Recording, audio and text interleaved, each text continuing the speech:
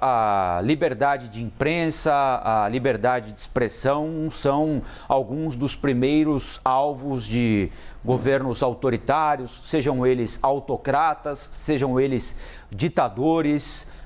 Me parece que a partir da decisão tomada pelo governo Ortega, que é mais numa sequência de decisões que indicam que a Nicarágua está tomando esse caminho, a gente já pode falar que hoje, sob democracia, a Nicarágua não vive mais. Já é possível falar em uma ditadura na Nicarágua? Bom dia, Colombo. Bom dia, Stephanie, Alexandre. Bom dia a todos. Assim, olha só, a gente tem que dar o nome às coisas, né? É uma ditadura. Né? Não adianta ficar regime autoritário. No Brasil há um trauma até hoje, né? Mesmo os militares, os atuais chefes militares que não participaram da ditadura, eles não falam em ditadura aqui no Brasil, dizem que houve período autoritário, período militar. Não, é ditadura. Assim como existe hoje uma ditadura na Nicarágua. Né? Não dá para ficar dourando a pílula, não dá para você tentar resolver com palavras, amenizar algo que a realidade está ali escancarada diante dos seus olhos.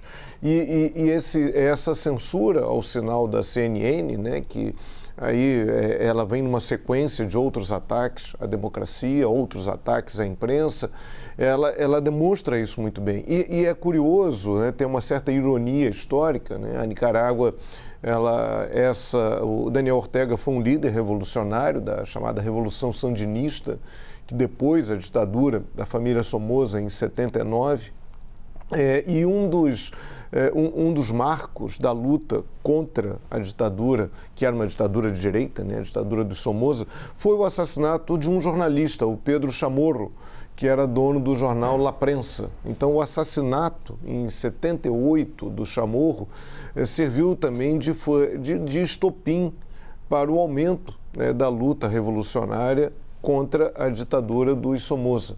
E depois, quando houve como eles chamam lá, né, o triunfo da Revolução, Daniel Ortega foi eleito presidente da República, houve uma reação muito grande dos Estados Unidos.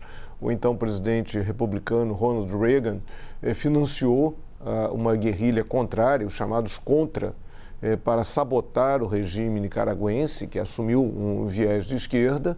Depois o Daniel Ortega foi derrotado na disputa, ele ganhou uma eleição presidencial, depois foi derrotado pela Violeta Chamorro, que era viúva do Pedro Chamorro, aquele jornalista. Depois o Ortega volta ao poder, aí muda a Constituição, vai sendo reeleito sucessivamente, e o país vai ganhando um viés autoritário, um viés ditatorial, né? Até chegar hoje. É uma ditadura, né? A Nicarágua hoje vive uma ditadura. É uma pena que isso ocorra, né?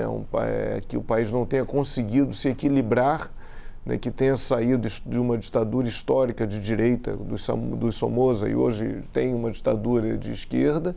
E aí essa discussão entre os partidos brasileiros, e aí como é que você faz? Aí a tendência de partidos, como foi dito na abertura, né, do PT, PCdoB, a defender a história da autodeterminação dos povos, que é uma característica, inclusive, da diplomacia brasileira.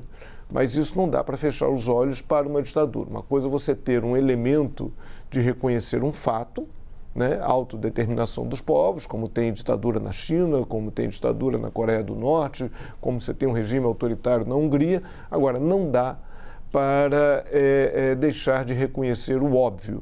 E também cabe ao governos, por mais que você não vá influenciar na vida interna de um determinado país, não vai fazer igual aos Estados Unidos, que fica historicamente influenciando na vida de outros países, invadindo, derrubando, conspirando, financiando guerrilhas, mas você pode tomar medidas democráticas, fazer pressões diplomáticas no sentido de que esses países recuperem a democracia, até em nome desses povos, porque é muito difícil você falar em autodeterminação de um povo oprimido por uma ditadura. Com vocês.